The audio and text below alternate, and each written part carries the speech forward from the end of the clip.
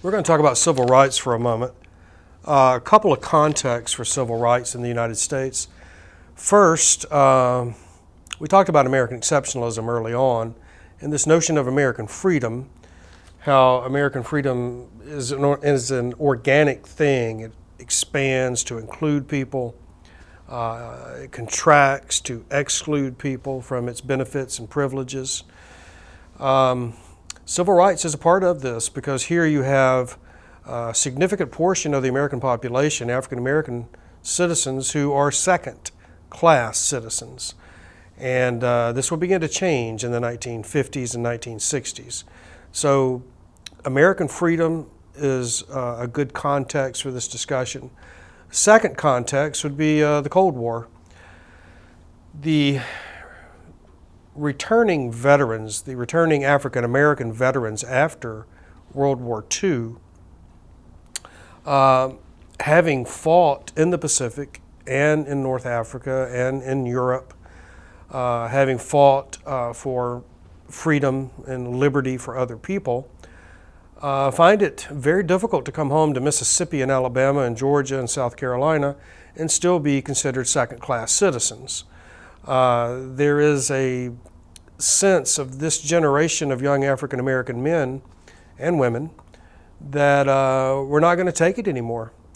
That we're going to, after having served Uncle Sam needs to serve us to some degree, at least in the sense of making us full-fledged citizens. So the civil rights movement is going to, the modern civil rights movement is going to be born out of this resentment and this determination upon the part of African Americans to achieve full citizenship rights.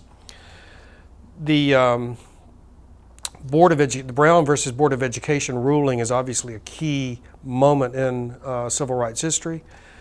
Remember that this court case overturns the Plessy versus Ferguson decision of 1896 that we talked about earlier.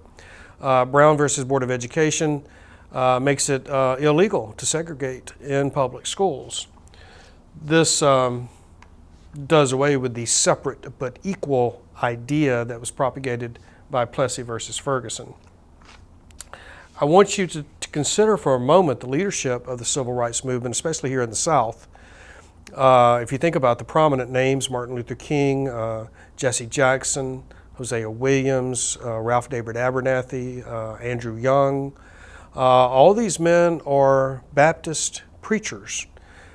This is a quite natural position from which to take over the leadership of the civil rights movement. These men have a natural constituency in their churches.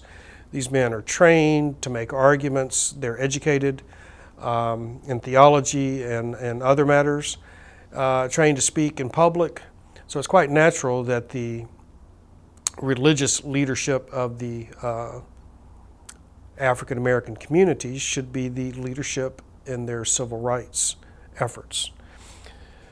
The civil rights movement in this country, most of the press was centered on the efforts here in the South, in part because of Southern resistance to civil rights. But there is another factor, another part of the country that went about civil rights in quite a different way. You see in the Northeast with Malcolm X and the Nation of Islam, a much more confrontational movement. We call it black nationalism. I think Malcolm X would have argued that before the African American community should integrate with an oppressive white community, it needed to stand on its own 2 feet first. So there's a sense of creating African American institutions before integrating with white society. In the South, with the Southern Christian Leadership Conference and Dr. King, integration is the goal. King would consistently portray the African American community in patriotic terms, in terms of Christianity. King constantly tried to reduce the difference between the white community and the black community so that integration would be easier. Let me mention a couple of precedents for King's nonviolent resistance strategy here in the South. Probably the first example comes straight from theology school, and that's Jesus. Jesus, of course, his ministry was built in part upon nonviolent resistance. More recently, in American history, Henry David Thoreau, in the middle of the 19th century. Of course, you should be familiar with Thoreau's famous essay on civil disobedience. We know that King studied this and followed this example, accepting jail before abiding by unjust laws. And of course, Mahatma Gandhi was also set an example of how nonviolent resistance could be successful. Gandhi, of course, practiced this over a generation in India, culminating in the British finally leaving India in the 1940s. Nonviolent resistance is an effective tool because it forces the oppressor to examine their own behavior. When people accept violence without fighting back, when people accept jail, when people refuse to follow laws that are unjust and thereby provoke the authorities, what happens quite often is that the authorities will begin to question their own motives and their own behavior. And so it's an effective tool. It's a very effective strategy. You can see this with the sit-ins. Some of you have probably seen films of this, where African American students would go into a drugstore and then go to the lunch counter and order a coffee and a sandwich, and then be set upon by an angry group of whites who dump the condiments on their head and then begin to beat them severely. You'll notice that there are always cameras during these events. These African American students were trying to create a situation whereby white brutality and white oppression would be documented so that people could see it. And you'll notice these students do not fight back. They accept the ketchup and the cream and the sugar and the fist and the kicks. They accept all this with nonviolent resistance. This, of course, these images are broadcast across the country, and this is the point, to demonstrate to the rest of the country the type of racial oppression that existed here in the South. The civil rights movement, there's so many episodes, I can only touch upon a few. What I will do is recommend to you a wonderful documentary series called Eyes on the Prize. This is an 8 or 10 volume video series on DVD that tracks the civil rights movement from the mid-50s up into the 70s, and I highly recommend it. A couple of cases that stand out. The Emmett Till case, a young man, I think he's 12, 14, he's from Chicago. He goes to Mississippi visiting relatives. He sasses a white woman in a store. Of course, this upsets the woman who goes home and tells her husband and brother-in-law. They go pick up this young black man, Emmett Till, and murder him. His body is later found. It's so disfigured that they had to identify him by a ring on his finger that had his initials on it. His body was, he was shot and beaten up badly and then weighted down with, I think, some sort of industrial fan into the river. And when he was finally recovered, of course, he was badly decomposed. Jet magazine took photographs of Emmett Till in this decomposed condition and put it on the cover of their magazine so people across the country could see this and could see the result of white supremacy and racism in the South. You have to remember that ordinary African American students would cause a riot by attempting to go to a public school, a white public school. Now, you'll also remember that Brown versus Board of Education is in 1954. Public schools in the South don't really integrate until the late 60s. This long interval is the result of what we call white resistance or massive resistance, whereby the white communities in the South fought the Supreme Court's ruling on Brown versus Board of Education. I would also recommend to you a recent film, Selma. This deals with the Civil Rights March in Alabama in the mid-'60s, led by Dr. King. Here again, in Alabama, you can see not only the efforts of the civil rights movement and their leaders, but you can see the white resistance. Governor Wallace, George Wallace of Alabama, infamous for his stand on segregation. I remember as a child the governor standing in the doorway of the University of Alabama admissions hall saying something to the effect of segregation today, segregation tomorrow, segregation forever. Now, Governor Wallace would have told you then that this was not a racial issue, that he was simply standing up for states' rights.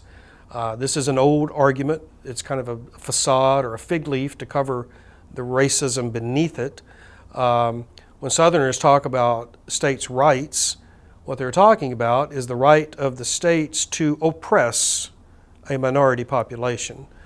And you can see this quite clearly in the South. Now, in the mid-'60s, you see in Birmingham, Alabama, full-scale racial riots, not on the part of African Americans, but on the part of the white police. German shepherds turned on the African American population. You see the infamous pictures, videotape of fire hoses turned on the African American population. You see people rolling down the street or rolling down the sidewalk.